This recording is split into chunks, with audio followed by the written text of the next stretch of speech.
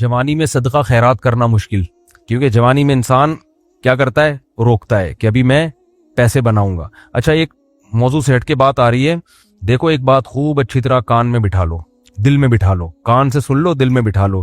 عام طور پہ جب ہم لوگوں کو صدقات و خیرات کی ترغیب دیتے ہیں تو لوگ کہتے ہیں پہلے ہمارے موٹے موٹے ضروری کام نمٹ جائیں، کچھ چیزیں ہیں، اس کے بعد انشاءاللہ ہم کیا کریں گے، پیسے جو بچ جائیں گے تو پھر ہم انشاءاللہ کسی اچھے کوئی مدرسہ بنا لیں گے، کوئی اسپتال بنا لیں گے، اچھے کام کریں گے ہم۔ یہ بہت بڑی مسٹیک ہو رہی ہے آپ سے، اس لیے کہ آپ نے اس کو ضروری کاموں کی فہرست میں شامل نہیں کیا۔ آپ ابھی تک دنیا کو مسافر خانہ سمجھنے کے لیے تیار نہیں ہو۔ یہ ضروری کام سب سے پہلے ہونا چاہیے، کیونکہ موت کا کوئی بھروسہ نہیں ہے۔ اور آخرت کے لیے صدقہ جاریہ کہ آپ کا کوئی ایسا اکاؤنٹ کھل جائے جو آخرت میں آپ کے کام آئے، کوئی ہسپتال بنا دیا، کوئی مدرسہ بنا دیا، کوئی کنواں کھدوا دیا، یتیم خانہ بنوا دیا، یا یتیم خانے کے ساتھ تعاون کر دیا، یا کسی گھر کو پراپر بیس پر آپ نے کوئی بھی جو وہ تو بہت سارے مصارف ہیں نا۔ تو میں نے لاکھوں پتی لوگوں کو بھی دیکھا ہے کہ بھائی اللہ نے آپ نے ولیمے پہ 6 لاکھ روپے اڑا دیے، اور یار 8-10 لاکھ کا کوئی ادارہ بنا دو، یا کسی مدرسے میں کوئی ڈسپینسری بنا دو، یا کوئی اچھی فالتو نہ اڑاؤ جا کے کوئی بھی مانگ رہا ہے پکڑا دیے۔ یہ بھی بہت بڑی مصیبت ہے لوگوں کے ساتھ۔ اب جیسے وہ عرب کا جو شیخ ہے نا، جو اس بھکاری اس کے ماں باپ کو دعائیں دے رہا تھا اور یہ پیسے دے رہا تھا، تو میں اس عرب کے پاس ہوتا، میں کہتا آپ صدقہ کریں مگر ایسے ہی نہیں کسی کو پکڑانا شروع کر دیں، کیونکہ اس سے جو مستحق ہوتے ہیں ان کا حق مارا جاتا ہے۔ آپ یہ دیکھیں کہ یہ واقعی مستحق بھی ہے یا نہیں ہے، ورنہ وہ کوئی بھی دعائیں دے کے پیسے نکالنا شروع کرے گا، نکالو ٹھیک ہے، اس کا جذبہ اچھا تھا، اللہ کرے اس کے ماں باپ کی مغفرت ہو گئی ہو، لیکن اصول جو شریعت نے بتایا ہے کہ پیسہ اللہ کی بہت بڑی نعمت ہے اور نعمت کو ضائع کرنے کی اجازت نہیں ہے۔ بہت سوچ سمجھ کے آپ نے خرچ کرنا ہے کہ مخلوق کو فائدہ زیادہ سے زیادہ ہو۔ کم سے کم انویسٹمنٹ میں زیادہ سے زیادہ فائدہ کیسے ہو سکتا ہے، پھر اس میں زیادہ انویسٹمنٹ کرو۔ جیسے دنیا کے بزنس کا اصول ہے نا کہ انویسٹمنٹ کوشش ہو کم سے کم اور پروفٹ زیادہ سے زیادہ۔ ایسے تھوڑی کوئی بھی کاروبار کے لیے 1 کروڑ مانگ رہا ہے، آپ نے کہا پکڑا دیا، چل دیکھا جائے گا کتنا پروفٹ آ رہا ہے۔ تو بھائی جو دنیا کی تجارت کا اصول ہے وہی اصول آخرت کا۔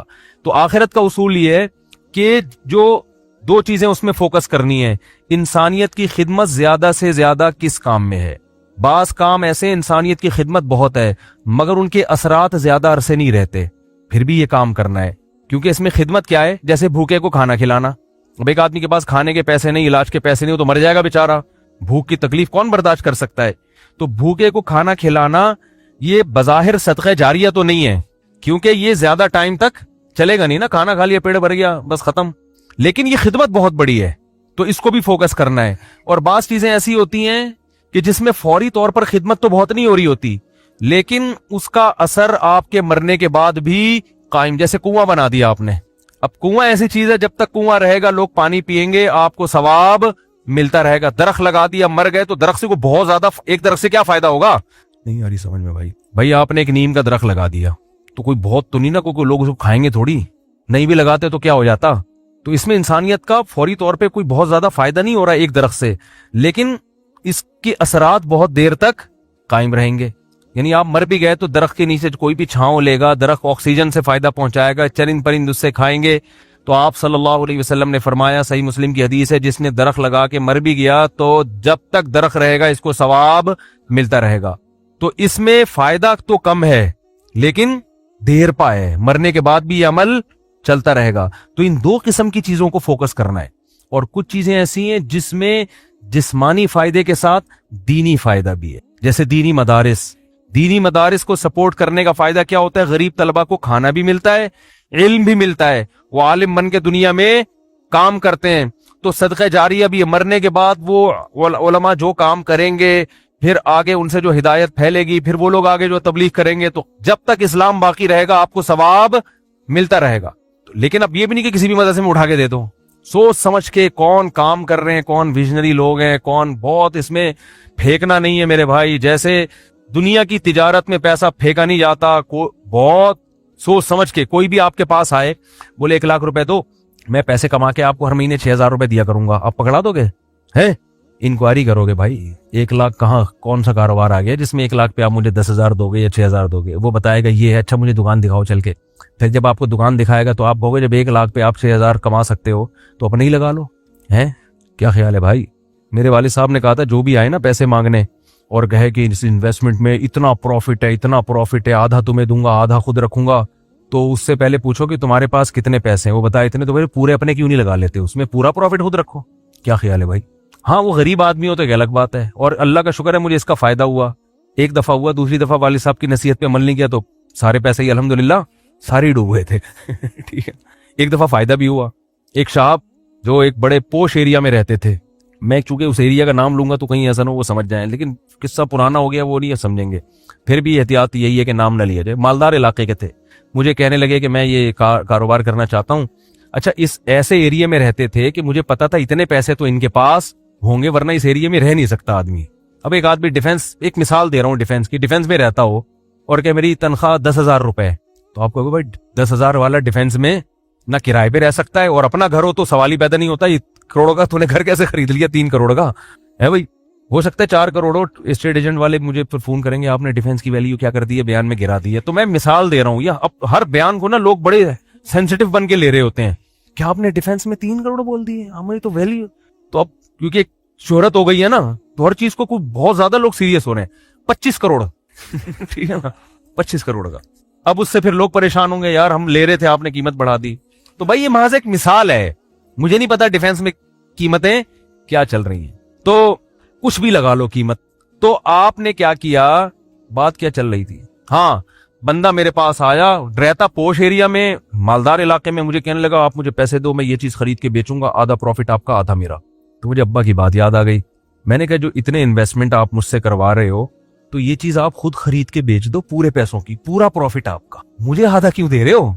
इन्वेस्टमेंट जो मुझसे करवा रहा है और आधा प्रॉफिट दे रहा है, इसका मतलब वो रिस्क लेने के लिए तैयार नहीं है, बोले डूबे तो इसके डूबे, इसका मतलब आपको खुद पता है कि यकीनी प्रॉफिट नहीं है। समझते हो कि नहीं समझते? तो किसी को पैसे देने से पहले जैसे इंक्वायरी करते हो ना, सदका खैरात से पहले भी ऐसे इंक्वायरी किया करो, क्योंकि आपके पास लामहदूद रकम नहीं है। गैर मुस्तहिक को देने का सबसे बड़ा नुकसान ये कि मुस्तहिक लोग रह जाते हैं। लोग कहते हैं किसी गैर मुस्तहिक को चला गया तो क्या है, ओ भाई फिर इतने फिर मुस्तहिकीन रह जाएंगे इससे, और सवाब कमाना है ना, तो सवाब तो जब ही मिलेगा जब आपका पैसा सही जगह पे जाएगा। जो गैर मुस्तहिक हो उसको हदिया दे दिया करो भाई दोस्ती यारी में, कि चल यार गिफ्ट है। बात आ रही है समझ में? तो ये मैं अहम पॉइंट की बात बता रहा हूं कि 2 जगह खर्च करना है, जरूरत और दूसरा जिसका असर देर पाओ। तो सदक़े जारिया भी अच्छी चीज है, और इंसानियत की जरूरत पूरी करना। आप कह सकते हैं यार एक भूखे को खाना खिला दिया, पेट भर गया, तो वो तो बस एक सवाब मखसूस मिल गया, तो अब तो खत्म ना, सदक़े जारिया तो क़यामत तक रहता है। ये इसलिए बता रहा हूं कि हम बाज़ दफा लोगों को बताते हैं कि यार ये देखो ये गरीब है, इसको बेवा है, इसके घर में राशन डाल दो, कह रहे हैं नहीं, हम तो सदक़े जारिया चाहते हैं। तो याद रखो सदक़े जारिया के अपने फजाइल हैं कि वो चलता रहेगा आपका, लेकिन भूखे को खाना खिलाने के, उसकी जरूरत पूरी करने के अपने, वो सवाब थोड़ा है लेकिन वजनी बहुत है।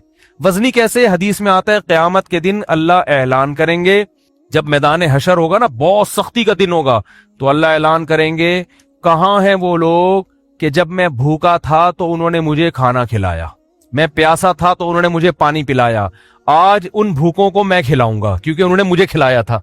जैसे होता है ना, आपको भूख लग रही थी, किसी ने आपका इकराम किया, तो अब आपको कहीं वो भूखा नजर आए तो आप सबसे पहले उसको खिलाओगे ना। यार मैं टीवी में आ रहा हूं क्या है, थक गए हैं तो बयान खत्म कर देता हूं, बस वैसे ही भी खत्म होने वाला है। देखो गैरतमंद इंसान क्या करता है, आप भूखे थे और आसान मिसाल, आपकी गाड़ी में पेट्रोल खत्म हो गया, आपने पेट्रोल पंप वाले से कहा यार थोड़ा सा डाल दो, पैसे बाद में दे दूंगा मैं आपको, अभी जेब में है नहीं। उसने कहा चल यार डाल दिया पेट्रोल, मैं अपने पैसों से डाल रहा हूं, जाओ यार। एक दिन क्या हुआ, इत्तेफाक से आप पेट्रोल पंप के मालिक बन गए, वो आया गाड़ी लेके, पेट्रोल नहीं है, लाइन लगी हुई है, बहुत से गरीब आ गए बगैर पेट्रोल के ना ठीक है ना। अब आपके पास महदूद पेट्रोल है तो आप किसकी गाड़ी में डालोगे?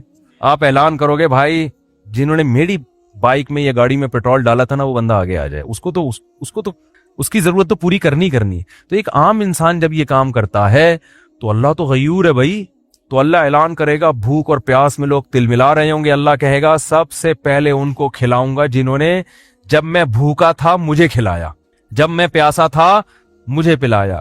तो लोग कहेंगे अल्लाह तू कहां भूखा हो सकता है? तो अल्लाह कहेंगे मेरी मखलूक में फलां शख्स भूखा था, तो उसका भूखा रहना ऐसा ही है जैसे मैं, क्योंकि हदीस में आता है अल खल्क़ु अयानुल्लाह, जैसे घर का कोई सरबरा होता है ना, तो बच्चे भूखे होंगे तो तकलीफ किसको होती है? बाप को होती है कि नहीं होती है? تو آپ صلی اللہ علیہ وسلم نے فرمایا اللہ کی مخلوق بھی ایسے جیسے اللہ کے اہل و عیال، اللہ کا تو اہل و عیال نہیں ہوتے لیکن مثال دی ہے، ایسے ہی ہے، اللہ کو ان کی فکر ایسے ہی ہے۔ وہ الگ بات ہے بہت سے بھوکے مرتے ہیں، یہ اللہ کی تقدیر ہے، یہ اللہ کی حکمت ہے، دنیا کو اللہ نے ایسے ہی چلایا ہے کہ کسی کو ملے گا کسی کو نہیں ملے گا، یہ اب اس میں تو اللہ سے نہیں الجھ سکتے، لیکن اللہ اعلان کرے گا کہ میری مخلوق میرا خاندان تھی، گویا کہ اللہ کا خاندان نہیں ہوتا، یعنی میرے ماتحت تھی اور میں لوگوں کے ذریعے لوگوں کو کھلاتا ہوں، تو جب میں بھوکا تھا تو فلاں کا بھوکا ہونا ایسا ہی ہے جیسے میں بھوکا۔ تو اس سے پتا چلتا ہے کسی بھوکے کو کھانا کھلانا ایسے جیسے آپ کس کو کھلا رہے ہو، اللہ کو۔ تو اگرچہ یہ صدقہ جاریہ نہیں ہے لیکن بھائی ایک نیکی ہے، لیکن یہ وزنی بہت زیادہ ہے، تو ان دونوں مدوں میں خرچ کیا کرو۔ کرو گے کب؟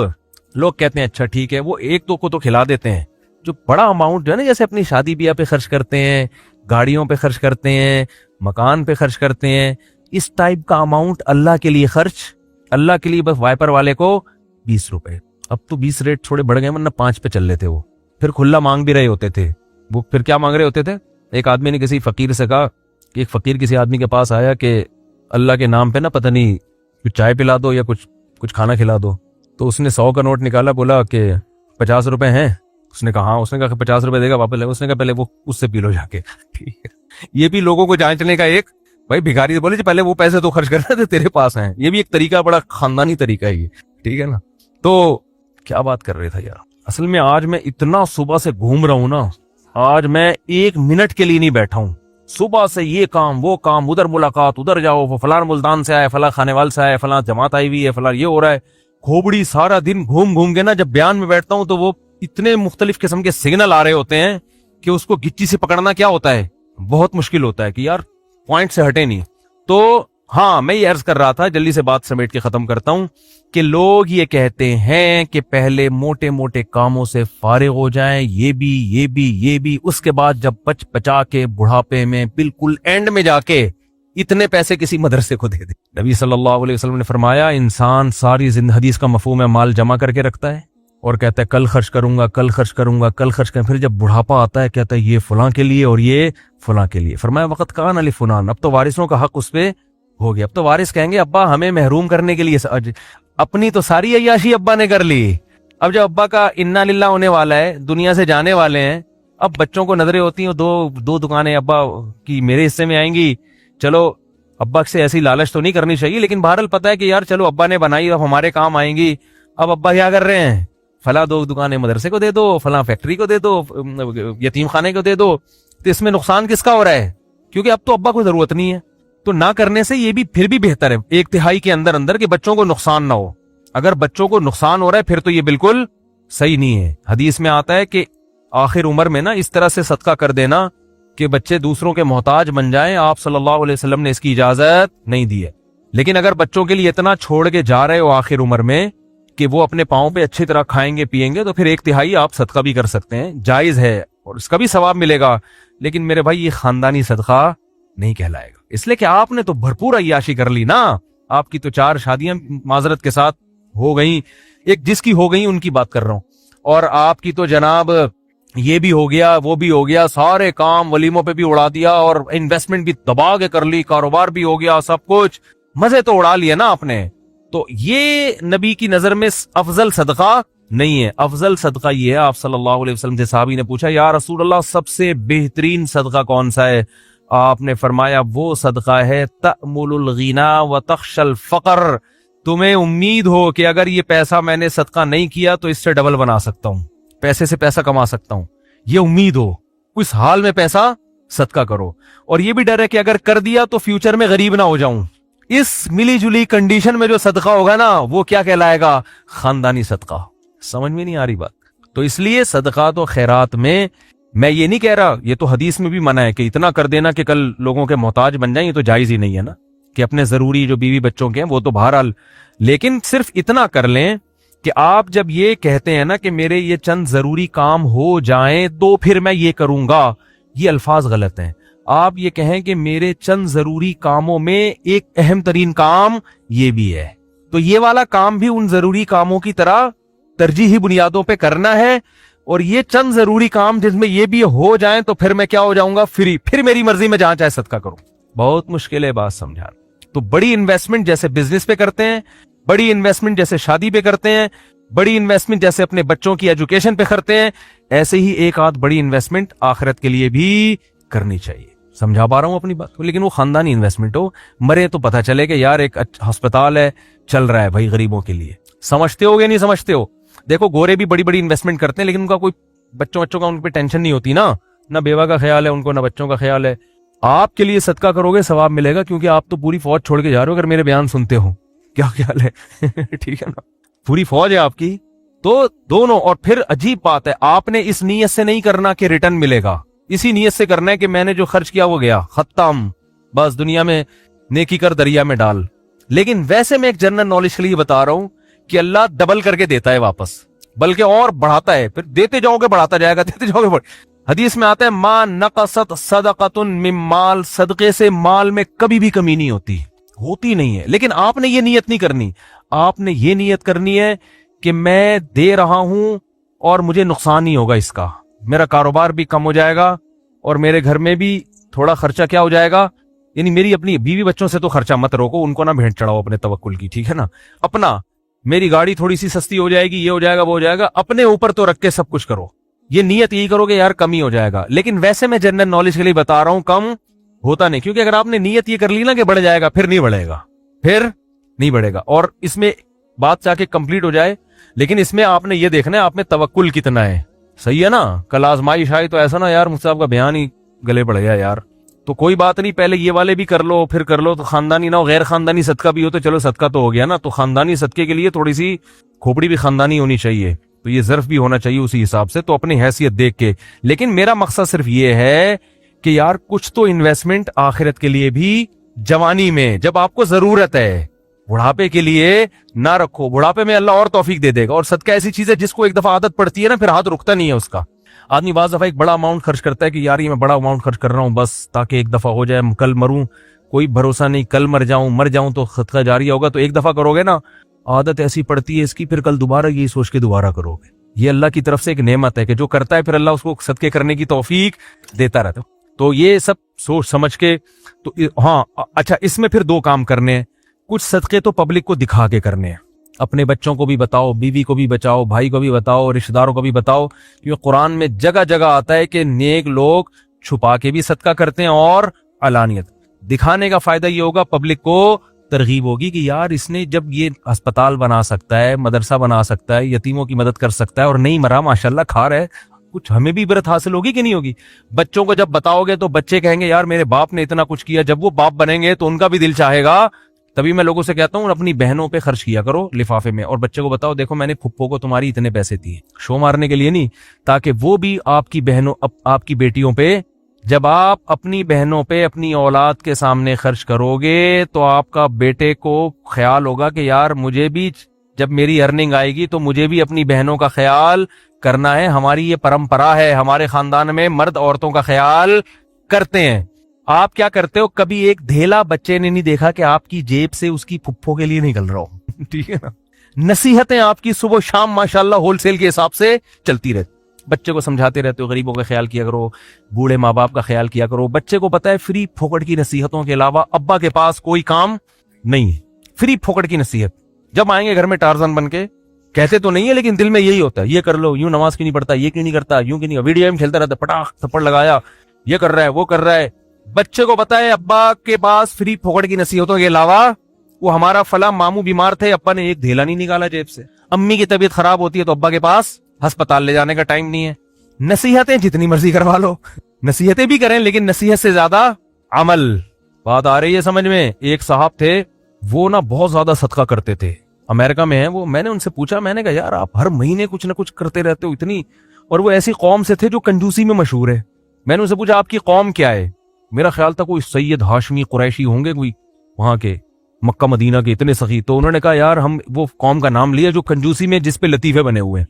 میں نے کہا اس قوم کے ہو گے آپ اتنے ماشاءاللہ. تو انہوں نے کہا یار میرے باپ کو ہم نے بہت صدقہ کرتے ہوئے دیکھا ہے, تو بس ہم نے ابا سے سیکھی, ہماری یہ بلڈ میں یہ چیز شامل ہو گئی ہے, نہیں کرے تو ہمیں سکون نہیں ملتا. میں نے کہا یار بڑے خاندانی ہو. میں نے کہا یار کبھی آپ کو دکھاؤں گا بھائی, اس قوم پہ لطیفے بنانا چھوڑ دو. قوموں پہ لطیفے ہیں نا, ایک قوم بڑی کنجوس مشہور ہے, ان کے ہاں جب بچہ پیدا ہوا نا تو سب آئے مبارک بادی کے لیے, سارے جمع ہو گئے تو بچہ کہتا ہے ابھی سارے یہاں جمع ہو گئے, دکان پہ کون بیٹھا ہوا ہے؟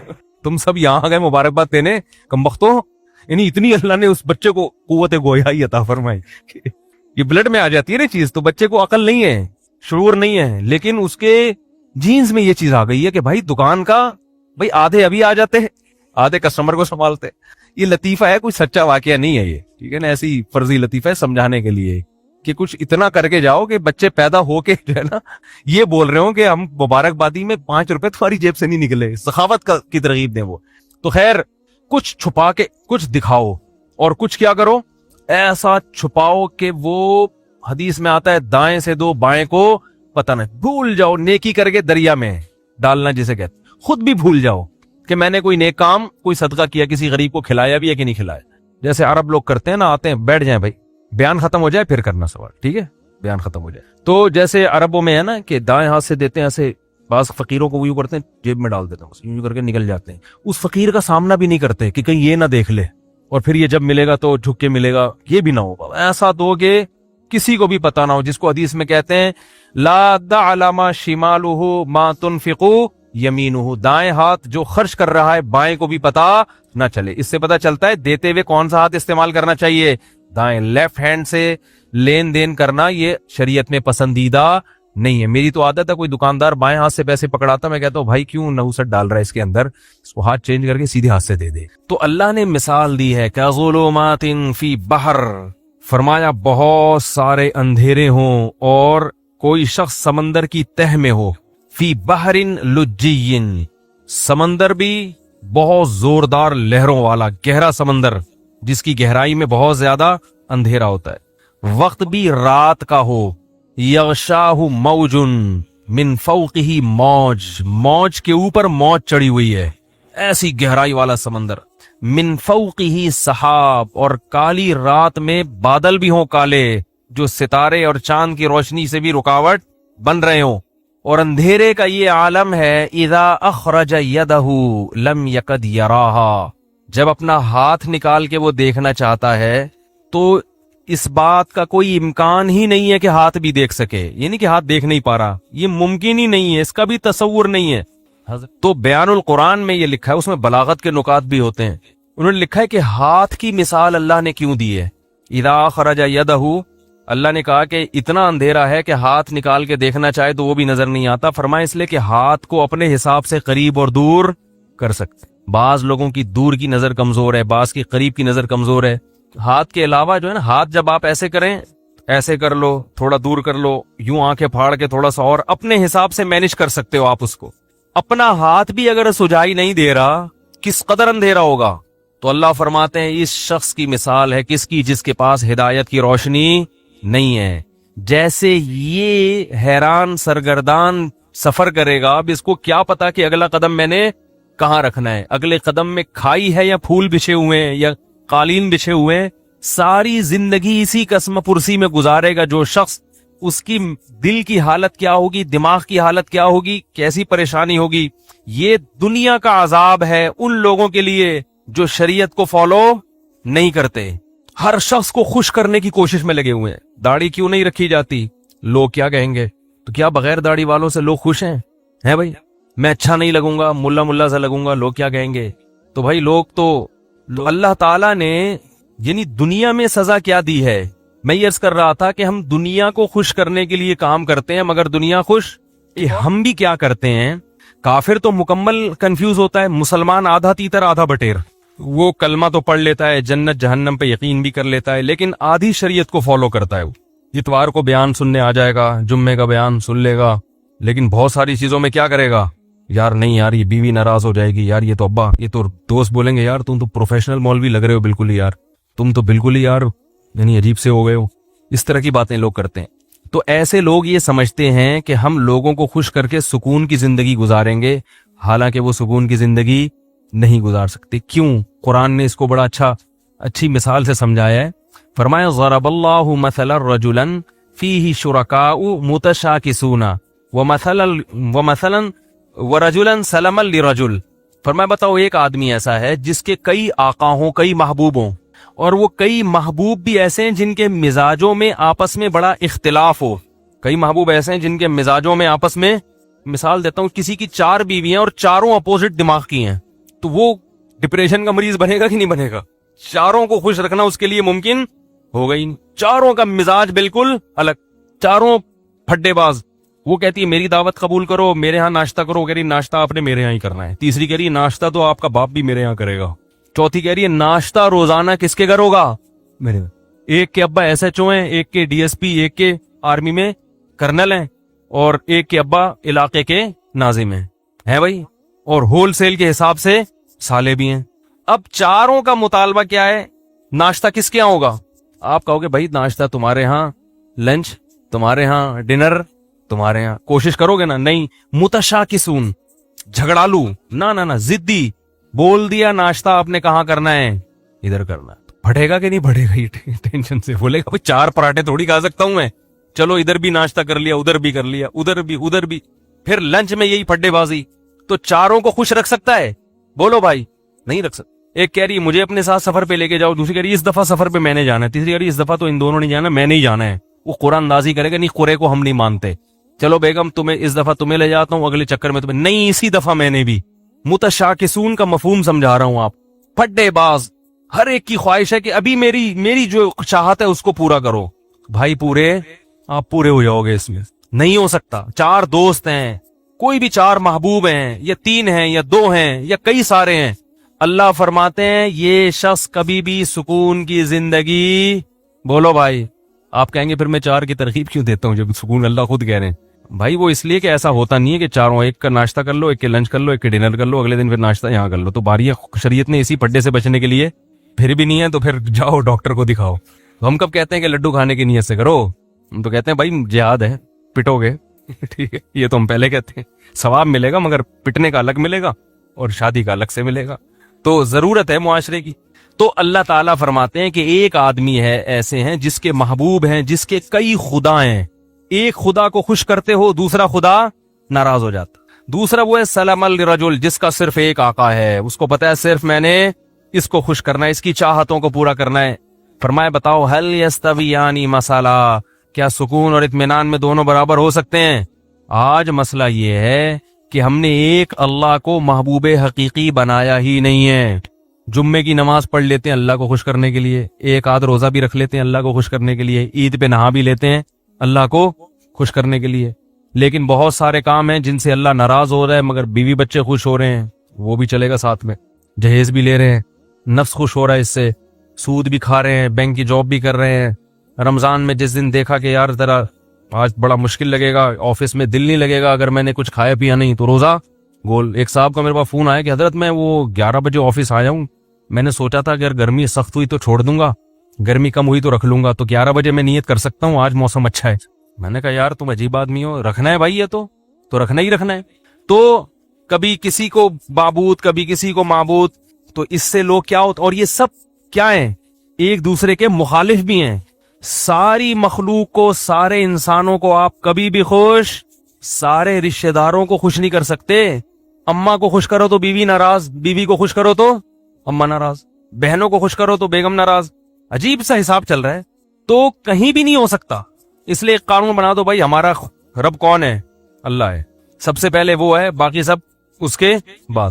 ناراض ہوتے ہو تو ہوتے رہو، تم نے بھی مر کے مٹی ہو جانا ہے، ہم نے بھی مر کے مٹی۔ عزت کرو گے تو اچھی بات ہے، نہیں کرتے تم نے بھی مٹی۔ جنہوں نے عزت کی ہے فرعون کی ہے بھائی، وہ فرعون بھی گیا اور وہ عزت کرنے والے بھی گئے۔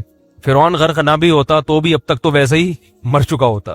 تو وہ رنگ رلیوں پہ زمانے کی نہ جانا اے دل، یہ خزاں ہے جو با انداز بہار آئی ہے۔ جتنی مردی عزت ہو، شہرت ہو، مٹی میں دفن کرنے کے بعد نا 2-4 دن کے بعد کوئی بھی یاد نہیں کرتا، ایسی دنیا کی حقیقت ہے۔ شہرت سے تو کبھی بھی متاثر نہیں ہونا چاہیے، اپنی بھی یا کسی اور کی بھی۔ بڑے بڑی لوگ آئے ہیں دنیا میں، بڑی بڑی شہرتیں حاصل ہوئی ہیں، غائب مرے تو 2-4 دن لوگ روئے ہائے ہوئے کیا ختم کہانی۔ تو اس لیے سب سے زیادہ مزے کی زندگی میں وہ ہے جس نے ایک اللہ کو اپنا رب بنا لی۔ وہ کہہ دے کر لو، کوئی روک نہیں سکتا اس کام سے، وہ کہے نہیں کرو، کوئی کروا کے نہیں، کسی میں دم ہے تو کروا کے دکھائے۔ میں جب وزیر آباد گیا पुरानी बात है, ये वाकयात सुनाने का मकसद कोई अपने किस्से कहानियां नहीं, जो बात कुरान की बताना चाह रहा हूँ वो दिल में बैठ जाए। मैं जब वजीराबाद गया ना तो वहां वो लोग भी सुनते हैं मेरा बयान, तो वो ये पुरानी बात है, तकरीबन 13-14 साल पुरानी। तो उन्होंने 1 महीना रमजान का मैंने वहां गुजारा, वो मेरे दर्स हुए, उन्होंने बड़ा मेरे दर्स को पसंद किया। तो उन्होंने मुझे कहा कि आप यहीं ठहरें, अब आप यहाँ इमामत भी करें और यहाँ खिताबत भी, हम आपको इतनी तनख्वाह देंगे, हज कराएंगे, ये करेंगे, बड़ा भारी भरकम लालच। मैंने कहा नहीं, मैं तो कराची वापस जाऊंगा। मैंने कहा नहीं, मैं तो, बच्चे भी थे मेरे साथ, बहुत इकराम किया उन्होंने, वाकई बड़ा इकराम किया। वजीराबाद में एक मस्जिद है दारा कबूतरा के नाम से, वो लोग सुनते हैं कभी कभार बयान तो सुन रहे होंगे। यानी 1 महीना मैंने अपने घर से खाना, कहते ने 1 महीना नहीं खाए, कोशिश के बावजूद कि भाई आज हम जबरदस्ती मुकाबलेबाजी, सुबह सहरी में खड़े होते थे, ये दूध लेके दही लेके, भाई खुद बनाने दो यार घर में, आदत खराब हो जाएगी, नहीं। फिर वो इफ्तारी में फिर खाना, वो भाई मजे ही मौजा। पंजाब वाले माशाल्लाह खिलाने पिलाने में, कराची वाले भी खिलाते हैं कि पंजाब वाले खाते भी है ना, तो जो अब वो अपने हिसाब से भी खिलाते हैं।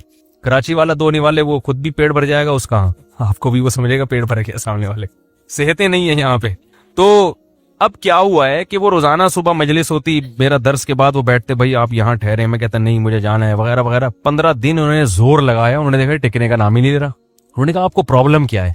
मैंने कहा भाई मैं, जो मेरे उस्ताद हैं, जो मेरे शेखो मुर्शिद हैं, मैं उनका आदमी हूँ। मैं क्या हूँ? मैं उनका आदमी हूँ। जब मैं मदरसे में आया था तो मैंने अपने आप को उनके हवाले कर दिया था, कि अब अपनी लगाम हमने उनके हाथ में पकड़ा दी, क्योंकि उन पर एतमाद था। ऐसे ही किसी के हाथ में नहीं लगाम पकड़ाई जाती, पहले उनको परखा अच्छी तरह, भाई इनमें दुनिया की मोहब्बत नहीं है और इल्म भी इनका कामिल है।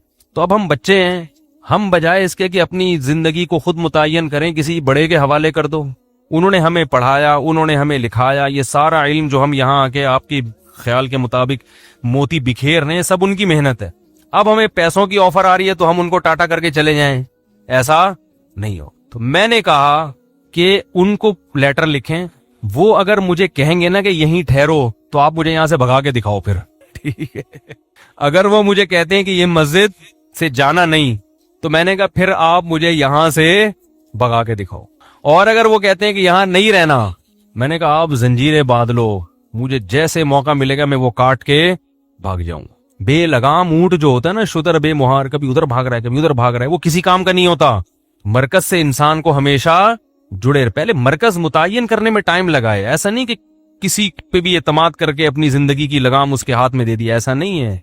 परखना पड़ता है, जांचना पड़ता है। मैंने कहा हमें अपने बड़ों पर अल्हम्दुलिल्लाह भरपूर एतमाद है। 8-10 साल उनकी सोहबत में हमने गुजारे हैं। मेरा ये ख्याल है कि मुझे इनसे ज्यादा बेहतरीन लोग इस दुनिया में मिल ही नहीं सकते थे। अल्लाह ने पता नहीं वालदैन की कौन सी नेकी कबूल की, ऐसे लोगों के पास हमें पहुंचा दिया। तो उसकी बरकतें हैं, अल्लाह ताला टूटा फूटा काम ले रहा है। तो उससे देखो ये फायदा क्या हुआ मुझे, कि ख्यालात मुंतशिर नहीं हो रहे, सुकून आ गया तबीयत में। भाई वो कहेंगे तो कर लेंगे, नहीं कहेंगे तो नहीं करेंगे। वरना इंसान मैंने ऐसे लोगों को भी देखा, उलमा को भी, जो परेशान कि क्या करें अब, उनकी जिंदगी भी किस में गुजर रही है, परेशान। फिर पैसे की मोहब्बत आ जाती है, यार दीन के तो ये वाले, उसमें पैसा ज्यादा है तो उधर चलो। जब पैसे की तरफ आए तो फिर पैसा असल मकसद बन गया, तबाह हो गए। तो हमेशा इंसान की सुकून किस में है, कि वो उसको ये पता हो कि मैंने किस ट्रैक पर जिंदगी गुजारनी है। उसमें सुकून है इंसान की तबीयत में, आराम से सुकून से। अकाबिर परस्ती अलग चीज है। अकाबिर परस्ती का मतलब ये कि आपके बुजुर्ग कुछ भी उल्टा सीधा करें, आपने उनको सही करना है, ऐसा नहीं है। अल्हम्दुलिल्लाह ये नहीं है। हमारे बड़ों से भी बाज, हमारी कोई हैसियत नहीं है, लेकिन बाज चीजों में हम बोल देते हैं कि भाई ये वाली राय हमारी नजर में, मेरे शेख तो 4 शादियों के कायल नहीं है, मैंने इसमें अपने शेख की मुखालफत की है, ठीक है। वो नहीं कायल है इसके, वो कहते हैं इस जमाने में, मैंने कहा नहीं होनी चाहिए, मेरी दलाइल है, इस पे किताब है। मैं कहता हूँ भाई मुझे इन दलाइल का कोई जवाब दे। शेख के बारे में ये तसव्वुर कि भाई वो दूसरे कामों में मशगूल है, दीन के कामों में, उनको इस टॉपिक पर सोचने का मौका, अगर वो सोचते तो वो भी यही कहते हैं जो मैं कह रहा हूं। नहीं मौका मिला तो छोड़ो उनको अपने हाल पे, आप अपना चलो। लेकिन उनका भी ज़र्फ इतना बड़ा है कि उनको भी पता है कि इसकी एक इस बारे में राय है, और जो चीज हलाल है उसमें वो पाबंदी। तो ये भी तो सिलेक्शन है ना हमारी, कि ऐसे लोगों को हमने सेलेक्ट किया है। उनको भी पता है कि हुदूद से, मुरीद को अपने हुदूदुल्लाह से बाहर, बाज शेख क्या करते हैं, मुरीद ने शादी की खानका से किक आउट, या मुरीद ने कोई टोपी ट्रेंड नहीं करवाई तो खानका से किक आउट। तो भाई ये ट्रेंड वेंड ये तो शरीयत थोड़ी है, ये तो हुदूदुल्लाह पर कायम। खैर, तो सुकून किस में है? सुकून एक को बड़ा बनाने में, اور وہ اصل کون ہے؟ اللہ. اس کو بڑا بنا لو, زندگی خدا کی قسم بڑی مزے کی گزرے گی. حضرت معاویہ رضی اللہ تعالی عنہ نے حضرت عائشہ رضی اللہ تعالی عنہا کو خط لکھا کہ اے یعنی امہا اپنی ماں کہہ کے خطاب کیا کہ آپ مجھے کوئی نصیحت کریں. حضرت عائشہ تو حضرت معاویہ سے عمر میں بہت چھوٹی تھیں, مگر جانتے تھے کہ پیغمبر کی زوجہ ہیں اور ہماری ماں ہیں, تو ان سے نصیحت لے رہے ہیں. فرمایا نصیحت مختصر ہو جامع ہو, مختصر ہو. حضرت عائشہ نے نصیحت کی کہ جو لوگوں کو خوش کرنے کے لیے اللہ کو ناراض کرتا ہے, اللہ اس کو لوگوں کے حوالے کر دیتے ہیں اور پھر لوگ بھی اس سے خوش نہیں ہوتی. اور لوگوں کی ناراضی کی پرواہ کیے بغیر اللہ کی رضا میں لگا رہے تو لوگ بھی کیا ہو جاتے ہیں؟ بالآخر خوش ہو جاتے ہیں. اس طرح کا مفہوم ہے, پورے الفاظ نہیں ہیں یہ. تو ایک کو اگر اللہ خدا بنا لیا جائے نا, بس وہی ہے, تو سب سے پہلا فائدہ کیا ہوتا ہے؟ زندگی میں سکون, آپ کو منزل کا پتہ چل جائے.